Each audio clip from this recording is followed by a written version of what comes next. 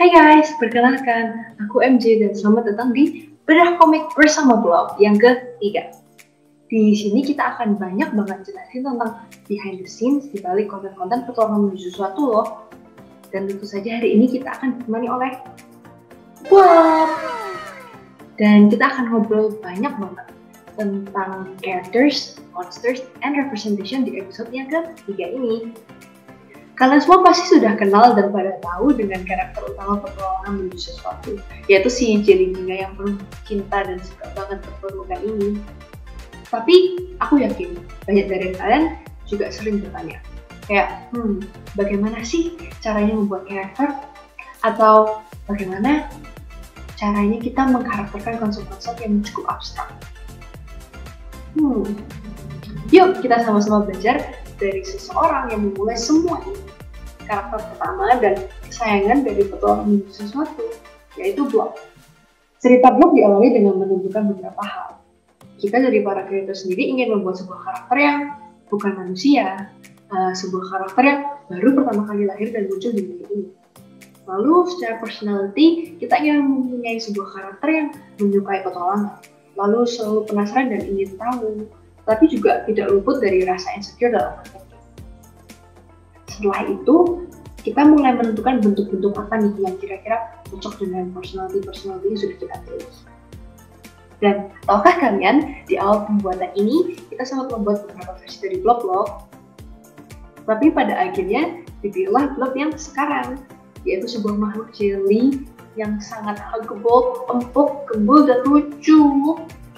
Selain Blob, ada satu karakter lain yang secara resmi kita beri nama dan juga sering muncul di komik-komik kita.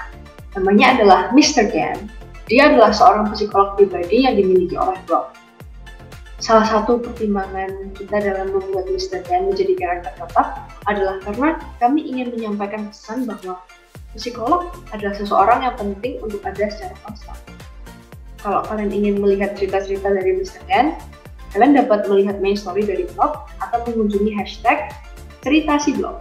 Karakter selanjutnya yang ingin kita bahas adalah makhluk ini. Mungkin kalian sering melihatnya berada di atas topi Blob atau mengikuti Blob dari belakang. Makhluk ini punya nama, dan namanya adalah Depresso. Dan dia bukan hanya coret-coretan asal, tetapi dia merupakan sebuah representasi dari mental illness yang dimiliki oleh Blob, yaitu depresi. Mungkin beberapa dari kalian akan bertanya, kenapa sih dia selalu ada di sekitar Blob? Well, jawabannya adalah karena depresi dan penyakit mental lainnya bukanlah sesuatu yang suatu hari muncul dan hilang keesokan harinya dengan begitu saja. Mereka akan selalu ada di sekitar kita, suka ataupun tidak. Dan penyakit ini akan terus menempel pada penderitanya. Karena depresi sendiri yang sering digambarkan dengan rasa putus asa yang memberatkan dan mengganggu kita dengan pikiran-pikiran yang buruk, seperti inilah kita menggambarkan Depresso pada saat dia yang sangatlah kuat.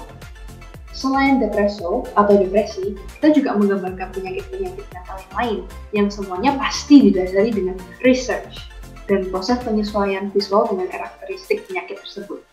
Seperti ada beberapa contoh ini, ada OCD, kemudian ada anxiety, dan penyakit-penyakit mental yang lain.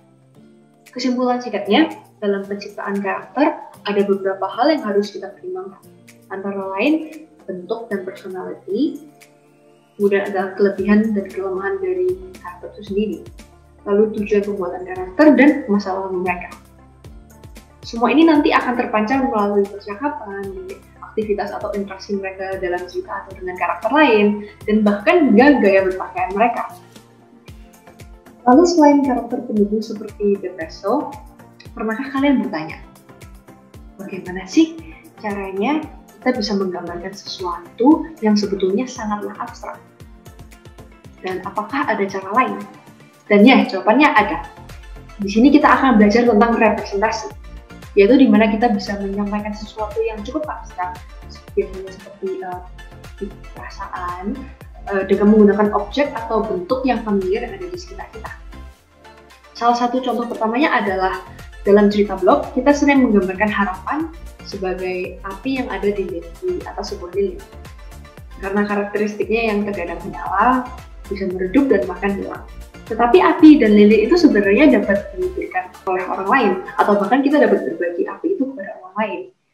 Sama seperti harapan, kita bisa mempengaruhi orang lain untuk berharap, dan orang lain juga bisa mempengaruhi kita untuk memiliki harapan lagi. Jika kalian pernah melihat garis tidak beraturan di sekitar Bob saat ia sedang merasa sedih atau putus asa, seperti ini, garis-garis ini sebenarnya menggambarkan pikiran Bob yang sedang kacau. Sama seperti perasaan yang putus asa, kita akan sulit menemukan sumber utama dari garis ini. Dan seringkali kita juga merasa apa yang terjadi ini tidak sebagai sesuatu yang tidak rasional. Meskipun begitu, garis-garis ini dapat menutup pandangan kita terhadap apa yang sebenarnya terjadi, dan bukan apa yang kita bayangkan akan terjadi.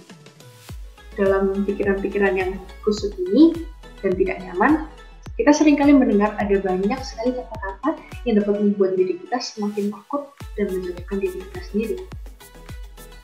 Beberapa contoh representasi lainnya dalam cerita Blob adalah bagaimana kita menggambarkan kehidupan sebagai jalan yang sangat panjang, yang terjal, banyak naik turun, banyak liku-liku dan berliku-liku, dan memiliki banyak sekali persimpangan, di mana kita dapat bertemu dengan orang-orang lain yang mungkin akan memberikan dampak yang sangat signifikan di dalam hidup kita. Kita juga menggambarkan pertumbuhan dan pembelajaran dengan dalam proses menanam tanaman, dari biji hingga ia akan tumbuh menjadi tanaman indah jika hanya kita rawat dengan sangat baik. Satu hal yang harus kita ingat saat mencari representasi adalah kita harus memastikan karakteristik mereka mirip. Maksudnya adalah ide yang ingin disampaikan dengan barang yang ingin kita gunakan memiliki kemiripan, entah dari bentuk atau entah dari bagaimana barang itu ditemukan. Sehingga gambar kalian akhirnya dapat memperkuat makna dan cerita yang ingin disampaikan. Mungkin sampai di sini dulu bedah komik kita pada hari ini.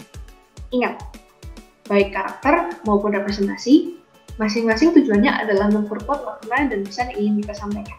Jadi pastikan kita berhati-hati saat membuat dan memilih mereka. In the next episode, kita akan membawa topik yang tidak kalah seru dalam pembuatan cerita, yaitu copywriting. Copywriting merupakan salah satu topik yang sangat penting dalam pembuatan awal cerita, karena semua hal yang ingin kita sampaikan harus dapat tersampaikan dari copywriting terlebih dahulu. Jadi kalau kalian penasaran, tunggu episode selanjutnya ya. Thank you for watching guys. Please like, subscribe, and turn on the notification bell supaya kalian tahu kalau kita akan post video yang baru. Dan jangan lupa untuk komen pendapat kalian tentang topik hari ini ya. See you next time. Bye-bye.